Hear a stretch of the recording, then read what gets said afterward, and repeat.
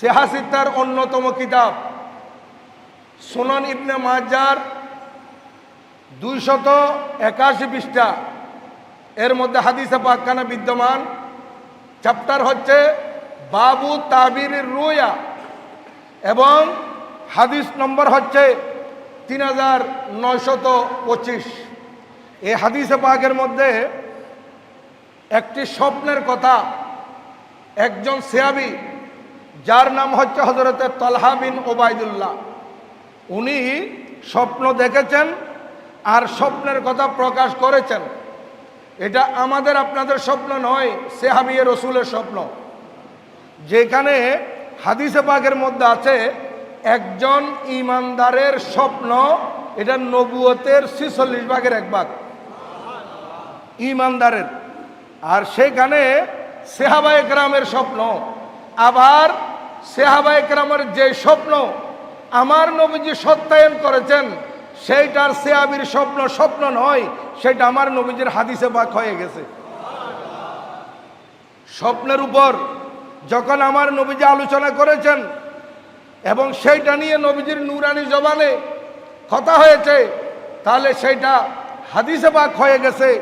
হযরতে সৈয়দনা তালহা বিন ওবায়দুল্লাহ রাদিয়াল্লাহু তাআলা উনি হাদিসে পাক কেন বর্ণনা করতেছেন স্বপ্নের কথা। উনি বলেন, দুইজন মানুষ বাল্লা নামক স্থান থেকে মদিনায় পাক তশরিফ এনেছিল। মদিনায় পাক এসে এরা দুইজনেই আমার নবীজির হাতে, নূরানি হাতে নবীজির কাছে এরা কলমা পড়েছেন এবং সাহাবী হওয়ার সৌভাগ্য লাভ করেছেন। এই দুইজন বেশাবেশি ইবাদত বন্দেগী রিয়াজত সাধনা শুরু করে দিলেন। এই দুইজনের মধ্যে হাদিসে পাকের মধ্যে এসেছে একজন হচ্ছেন বেশি অগ্রগামী ইবাদতের মধ্যে। দুইজনেই ইবাদত করতেছেন, কিন্তু দুইজনের মধ্যে একজন হচ্ছেন ইবাদতে বেশি অগ্রগামী, আরেকজন তিনিও বেশি ইবাদত করতেছেন। হাদিসে পাকের শব্দ ওই সাহাবী রাসূল হযরতে তালহা রাদিয়াল্লাহু তাআলা বর্ণনা করতেছেন, ফাকানা আহাদুহুমা আশাদ্দু ইস্তিহাদান মিনাল আখার। একজন আরেকজন থেকে বেশি ইবাদত করতেন, দুইজনে করতেন, কিন্তু একজনের ইবাদত খুব বেশি দ্বিতীয় জন থেকে। উনি অগ্রগামী ইবাদতের মধ্যে, আর যিনি ইবাদতের মধ্যে অগ্রগামী বেশি ইবাদত করতেছেন, হাদিসে পাকের মধ্যে আসতেছে ফাগুজিয়া, উনি যুদ্ধের ময়দান আবার জিহাদও শরীক হয়েছেন। একদিকে ইবাদতের মধ্যে উনি বেশি প্রচেষ্টা করতেছেন, আবার জিহাদের মধ্যেও শরীক হয়েছেন। ফাগুজিয়াল মুস্তাহিদ, যিনি বেশি ইবাদত করতেন, উনি যুদ্ধে শরীক হয়েছেন। আর বলতেছে ফাউস্তুশিদা, যুদ্ধের শরীক হয়ে উনি আর যুদ্ধের ময়দান থেকে বেঁচে আসেন নাই, উনি যুদ্ধের ময়দানে শাহাদত বরণ করেছেন। ইন্না লিল্লাহি ওয়া ইন্না ইলাইহি রাজিউন। দেখেন, যুদ্ধ করেছেন, যুদ্ধের ময়দানে শরীক হয়েছেন, দীর্ঘক্ষণ যুদ্ধ করার পর উনি আল্লাহর রাস্তায় নিজের জীবন দিয়ে দিলেন এবং উনি শাহাদত বরণ করলেন। তাহলে দেখেন, একদিকে দুজনের মধ্যে যিনি ইবাদতের মধ্যে বেশি অগ্রগামী, আবার দ্বিতীয়জন কোনো কম নয়, কিন্তু তুলনামূলকভাবে একজন বেশি ইবাদতকারী। তো উনি আবার যুদ্ধের ময়দানে গেছেন, আবার যুদ্ধের ময়দানে শাহাদত বরণ করেছেন। তাহলে ওনার মকাম, ওনার মর্যাদা অনেক উপরে না? এটা হাদিসে পাক। আর যিনি ওনার থেকে একটু পিছিয়ে ছিলেন, সুম্মা মাকাসাল আখারু বাদাহু সানা, দ্বিতীয়জন ওনার বন্ধু, একসাথে কলমা পড়েছিলেন, কিন্তু প্রথম জন যুদ্ধের ময়দানে শহীদ হওয়ার আরো 1 বছর দ্বিতীয়জন বেঁচে ছিলেন। সুম্মা তুফিয়া, তারপর উনি ইন্তেকাল করেছেন। তাহলে আশা করি কথা স্পষ্ট হয়ে গেছে। দুইজন মানুষ মদিনা শরীফ আইসা আমার নবীজির কাছে কলমা পড়েছেন, সাহাবী হয়েছেন। ইবাদতের মধ্যে দুইজনে লেগে গেছেন, দুইজনের মধ্যে একজন অগ্রগামী ছিলেন, আবার তিনি যুদ্ধের ময়দানও গিয়েছেন, আবার সেখানে শাহাদত বরণ করেছেন। আর যিনি দ্বিতীয়জন, উনি আরো 1 বছর বেঁচে ছিলেন। 1 বছর পর উনিও দুনিয়া থেকে রুখসত হয়েছেন, দুনিয়া থেকে উনিও বিদায় নিয়েছেন। এখন দেখেন ক্বালা তালহাতু, হাদিস শরীফ বর্ণনাকারী হযরতে তালহা বিন উবাইদুল্লাহ রাদিয়াল্লাহু তাআলা আনহু উনি বর্ণনা করতেছেন, ফারাআইতু ফিল মানাম, আমি স্বপ্নে দেখলাম, বাইনা আনা ইনদা বাবিল জান্নাহ, আমি স্বপ্নের মধ্যে দেখতেছি আমি জান্নাতের দরজায় উপস্থিত, আমি বেহেশতের দুয়ারে স্বপ্ন দেখতেছি। আর উনি বলেন আমি আরো কি দেখলাম, আমি দেখলাম ইজা আনা বিহিমা, আর শুধু আমি একা নই, আমি জান্নাতের দুয়ারে দেখলাম আমার সাথে ওই দুই বন্ধু যারা ওই বল্লা থেকে আইসা নবীর কাছে কলমা পড়েছেন এবং ইসলাম গ্রহণ করেছেন, সিয়াবি হয়েছেন, ইবাদত খুব করেছেন। একজন ইবাদত অগ্রগামী যুদ্ধের ময়দানে শহীদ হয়েছেন, দ্বিতীয়জন আরো 1 বছর পরে ইন্তেকাল করেছেন। আমি দুইজনকেও আমার সাথে জান্নাতের দরজায় দণ্ডায়মান দেখলাম। আল্লাহু আকবার, ইয়া রাসূলুল্লাহ সাল্লাল্লাহু আলাইহি ওয়াসাল্লাম, ইয়া গোসালাত মুস্তাকি, জিন্দাবাদ জিন্দাবাদ। দেখেন বলতেছেন আমি এই দুইজন সহ দাঁড়িয়ে আছি, ফাখরাজা খারিজুম মিনাল জান্নাহ, জান্নাতের যিনি কন্ট্রোলার দায়িত্ববান, দেখলাম ভিতর থেকে গাইছে, উনি দরজা খুললেন, ভিতরে যিনি দায়িত্ববান আছেন আমাদেরকে ডেকে নিবেন, ওই দায়িত্ববান ফেরেশতা দরজা খুললেন। আমি দেখলাম আমরা তিনজনকে একসাথে ডাকে নাই, ফাআযিনা লিল্লাযী তুফিয়াল আখিরু মিনহুমা, আমরা তিনজনের মধ্যে সর্বপ্রথম যে বন্ধু 1 বছর বেঁচে ছিলেন, ইবাদতে প্রথম জন থেকে একটু পিছিয়ে ছিলেন, ওই ব্যক্তি শাহাদাত বরণ করেন নাই, যুদ্ধের ময়দানে যান নাই, কিন্তু দেখা গেল ওনাকে সর্বপ্রথম জান্নাতে প্রবেশ করানো হলো। ওনাকে ওই কন্ট্রোলার দায়িত্ববান ফেরেশতা ডাইকা বেহেশতের ভিতর নিয়ে গেলেন, নিয়ে যাওয়ার পর ওনাকে সেটিং করে দিলেন। তারপর আবার আমি দেখলাম সুম্মা খারাজা, আবার বেরিয়ে আসলেন ওই দায়িত্ববান ফেরেশতা, ফাআযিনা লিল্লাযী উস্তুশহিদা, দ্বিতীয় ধাপের মধ্যে দ্বিতীয়বারের মধ্যে যিনি ইবাদতে অগ্রগামী ছিলেন, যুদ্ধের ময়দানে শাহাদাত বরণ করেছেন, ওনাকে ডাকলেন দ্বিতীয়বারে। এখন ওনাকে ভিতরে নিয়ে গেলেন। পরবর্তীতে আমি দেখলাম সুম্মা রাজা ইলাইয়া, তারপর উনাকেও জান্নাতের ভিতর ঢুকাইয়ে উনি আবার আমার দিকে ফিরে আসলেন। কারণ দুইজন যখন ভিতরে চলে গেছে আমি একা, ওই দায়িত্ববান ফেরেশতা আবার আমার কাছে আইসা আমাকে ঢুকান নাই বেহেশতের মধ্যে, আমাকে কি বললেন, ইরজে, তুমি ফিরত যাও। কারণ আমি তো তখন ইন্তেকাল করি নাই, ওই দুইজন তো ইন্তেকাল করেছেন, ওদেরকে বেহেশতে ঢুকাই ফেলছে অলরেডি। আর আমাকে বলতেছে ইরজে ফাইন্নাকা লাম ইয়ানি লাকা বাদ, আপনার জন্য এখনো সময় আসে নাই, আরো পরে আপনি চলে যান। আমাকে বেহেশতে ভিতরে ঢুকানোর প্রবেশ করার অনুমতি দেওয়া হয় নাই। ইতিমধ্যে আমার চক্ষু খুলে গেছে, স্বপ্ন ভেঙে গেছে। আমি কি দেখলাম, এই আমি ঘুম থেকে উঠে আশ্চর্য হলাম, কিরে আমি স্বপ্নের মধ্যে জান্নাত দেখলাম, বেহেশত দেখলাম, বেহেশতের দরজায় দাঁড়ানো দেখলাম, ওই দুই বন্ধুকে দেখলাম, দুই বন্ধুর মধ্যে ফেরেশতা ভিতর থেকে দরজা খুইলা ওই পরবর্তীতে যিনি মারা গেছেন 1 বছর বাইচা, উনাকে আগে ঢুকে ফেলছেন, আর যিনি যুদ্ধের ময়দানে শাহাদাত বরণ করেছেন ওনাকে ঢুকাচ্ছেন পরবর্তীতে। ব্যাপারটা কি, এটা কেমন হলো? আমরা তো মনে করেছি যুদ্ধের ময়দানে যিনি শাহাদাত বরণ করেছেন ইবাদতের মধ্যে অগ্রগামী ছিলেন, উনি তো সিরিয়ালে প্রথমে যাওয়ার কথা, উনি প্রথমে না গিয়ে দ্বিতীয় জন কেমন অনুমতি পেল? এইটা নিয়ে ওনার ভিতর জল্পনা কল্পনা। উনি বলতেছেন এইভাবে সকাল হয়ে গেল।